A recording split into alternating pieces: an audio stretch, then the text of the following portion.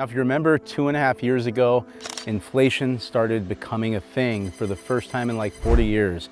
And inflation is always going to be connected to mortgage rates. And so mortgage rates, we saw some of the highest rates we've seen in 30 years over the last 2 years, and they peaked at over 8% in November of 2023. Now, the housing market has largely been stalled out as a reaction to this, and the fact that so many people that own homes have either a paid off house or a 3 or 4% mortgage.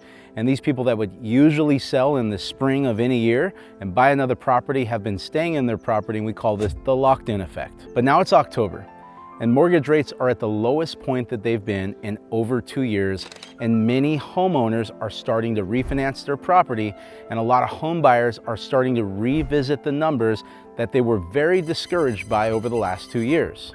Now, right now, there's two different schools of thought. There are some people that think that we're in a housing crash right now because there's not as many homes selling. And there's some people that think 2025 is going to be one of the biggest years in real estate for years. But here's what you need to know. Now, I will tell you firsthand, because of all the conversations I have with home buyers every single month, that there is a large percentage of would-be home buyers that are simply sitting on the sidelines because of the election. There are so many people that just want to wait to make major life decisions until post-election. The other thing you have to look at is what's happened over the last 8 months with rates being higher. Well, in California, in most areas, home prices still went up. In a lot of other states, they've been going up double digits. And so what do you think will happen when the cost for borrowing a mortgage goes down? Well, it's very simple. More people are going to jump in the market.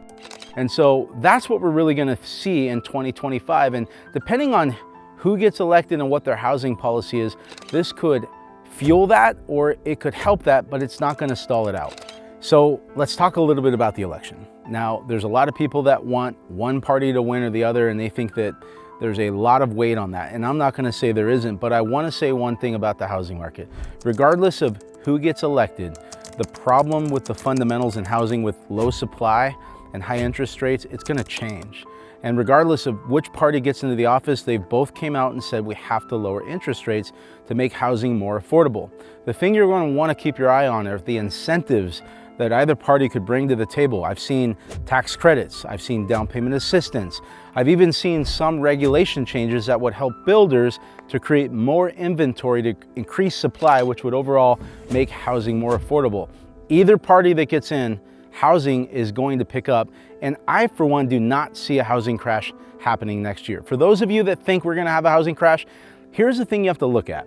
The last time we had a housing crash, we had over 4 million homes for sale. Today in 2024, there's about 1 million homes for sale with 15 million more households. So why would all these people that have their homes paid off or have a 3 or a 4% mortgage all of a sudden walk away from their home? It's just not gonna happen outside of some sort of a black swan event or some sort of a US conflict happening.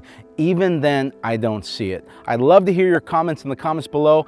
Thank you for watching my video this month, and if you have any questions, I answer them all the time. Have a great October, and we'll see you soon.